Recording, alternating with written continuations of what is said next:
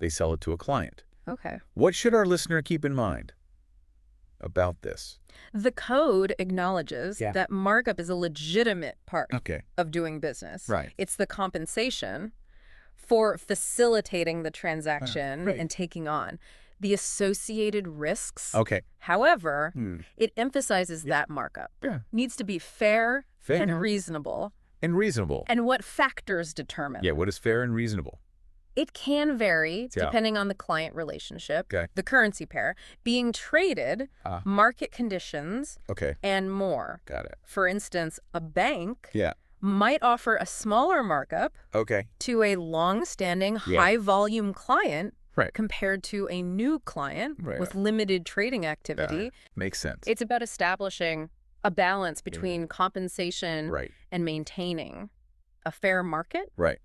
The code also provides an example of an acceptable practice where a bank adds a markup to a stop-loss order execution without disclosing it. To the client beforehand. Beforehand, hiding fees is never a good look. Never a good look. Transparency is key. Transparency. Always. Always. Okay, speaking of transparency. Principle 15. Principle 15. Focuses on resolving trade discrepancies. Efficiently. Efficiently. Okay. Any interesting examples? There. Absolutely. Okay. Imagine a hedge fund executes a trade through a broker for a give-up. A give-up. To their prime broker. Okay. Now, a give-up is essentially when a trade is executed by one party and then transferred to another party for settlement. Okay, got it. Now, imagine a discrepancy arises between the terms recorded by the hedge fund and the broker. Okay. This could be due to a simple human error or a misunderstanding. Right. The code emphasizes that all parties involved should work together to resolve such discrepancies quickly. So collaboration. And open communication. Rather than finger pointing. And delays. And the annex contrasts. A negative example. Where the hedge fund blames the broker and expects their prime broker to fix it with a positive example where everyone collaborates to find a smooth resolution. It highlights the importance of teamwork in maintaining market integrity. Principle 17 delves into the controversial world of last look. Last look. That mechanism where a liquidity provider can review a client's order, accepting or rejecting it. Why is this such a hot topic? Because it can be a double-edged sword. Double-edged sword. The code acknowledges that last look can be a legitimate tool for managing risk, allowing liquidity providers to verify price validity and order authenticity. But it also stresses that it shouldn't be misused. So what constitutes misuse in this context? Imagine a market participant receiving a buy order and during the last look, window placing their own buy orders at lower prices. If those orders are filled, they accept the client's order. If not, they reject it. So they're using the client's order information to potentially profit for themselves. Correct. That's a clear conflict of interest. Conflict of interest. And a breach of trust. The code makes it clear that last look shouldn't be used to glean information for personal gain or to act against the client's best interests. So it's about maintaining a balance. It is. Between risk management and upholding ethical standards.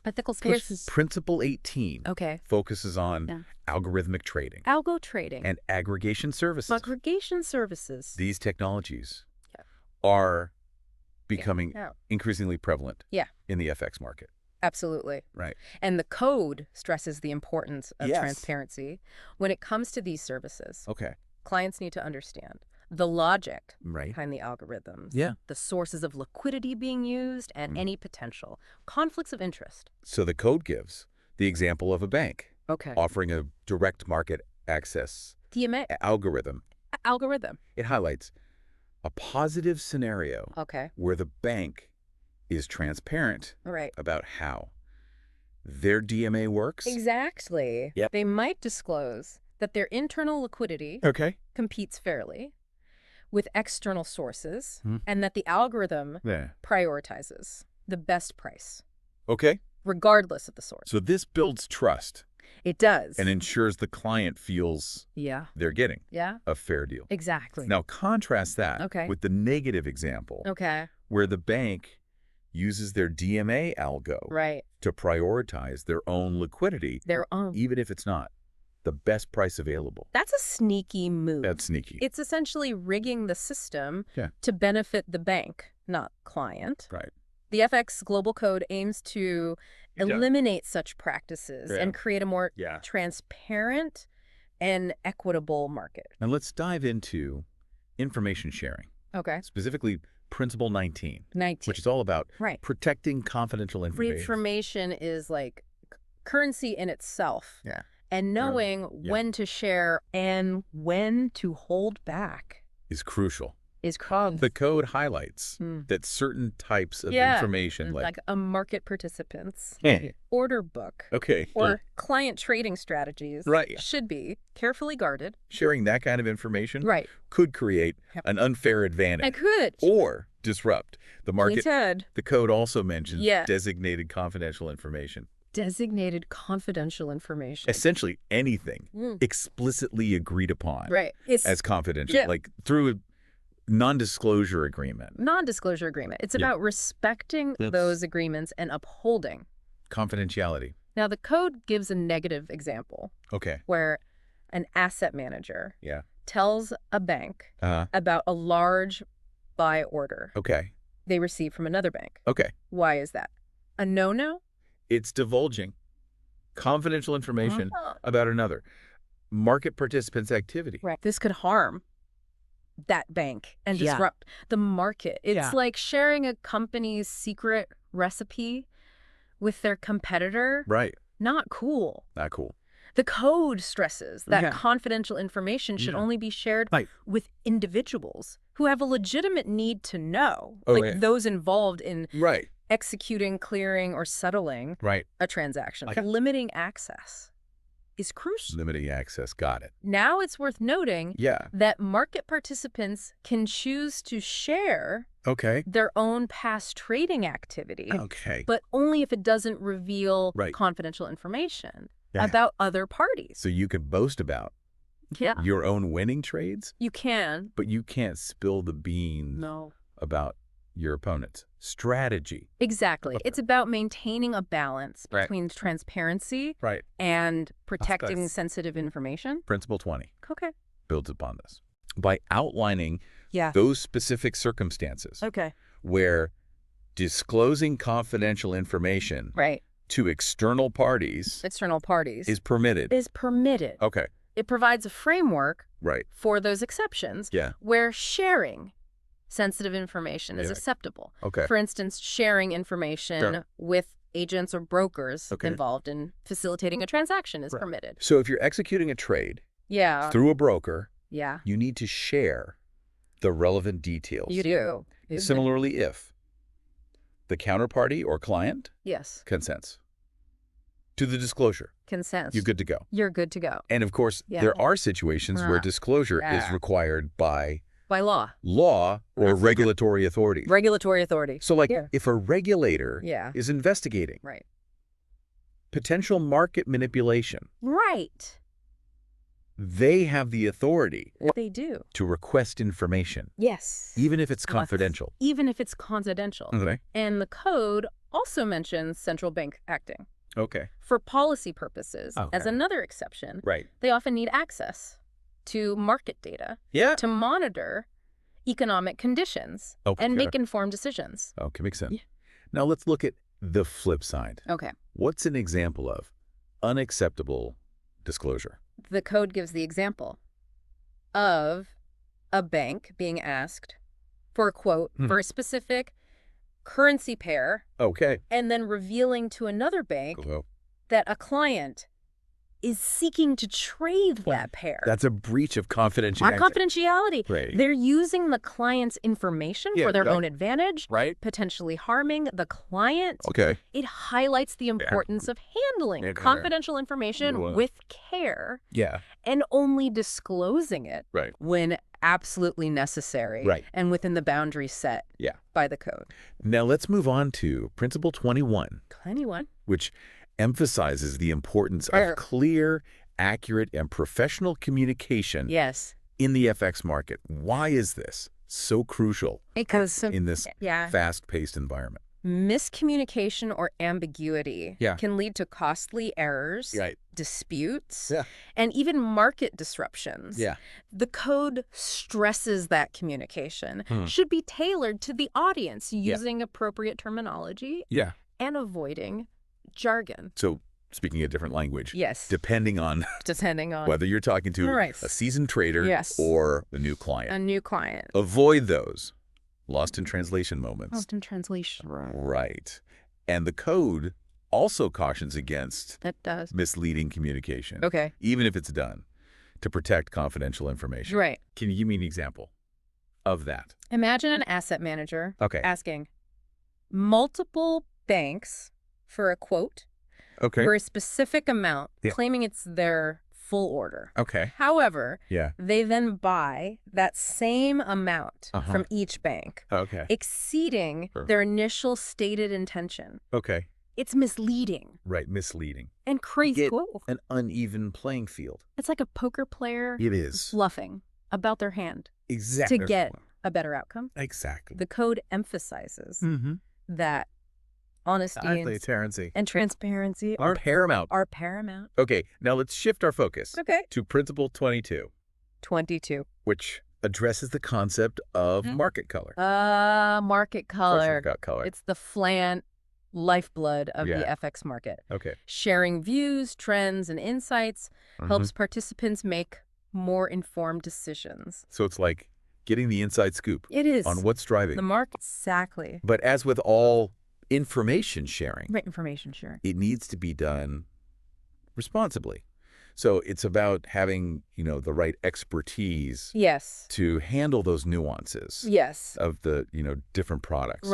You wouldn't want someone unfamiliar with options trading trying to confirm a complex FX options transaction. Exactly. Okay, so let's shift gears here to the netting and settlement processes. Starting with Principle 50. 50? This is where the rubber really meets the road. Really? Right. Making sure those FX trades are settled efficiently and securely. You got it. Okay. Principle 50 emphasizes that settlement risk needs to be managed just as diligently as any other type of credit risk.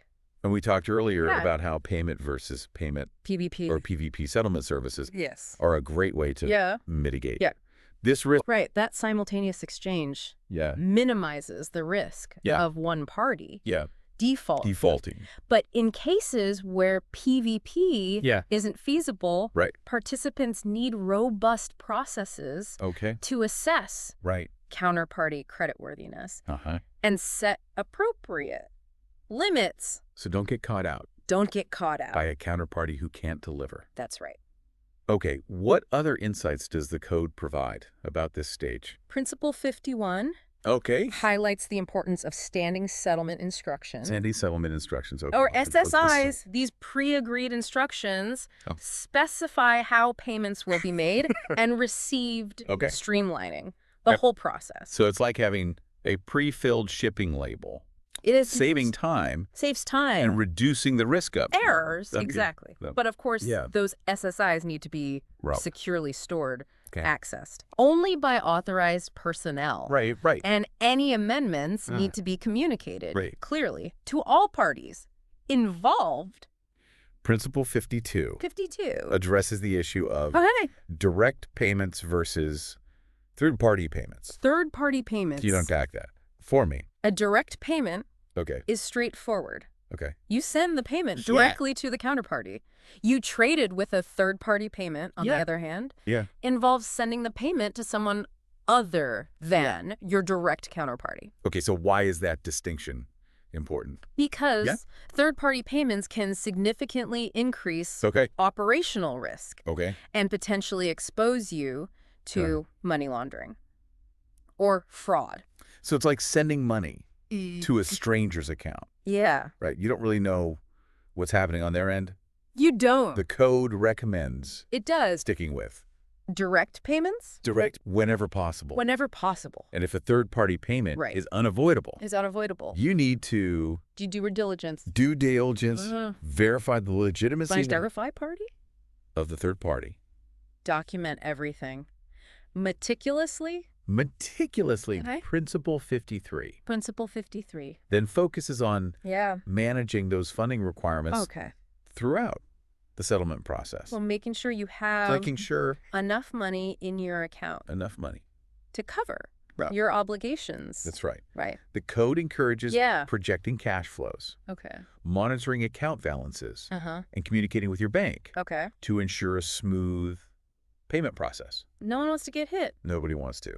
With those. Overdraft fees. No. What other practical advice does the code offer? Well, it emphasizes sending payment instructions promptly, considering time zone differences and bank cutoff times, and always communicate any cancellations or amendments to those instructions to prevent costly delays or errors. Solid advice.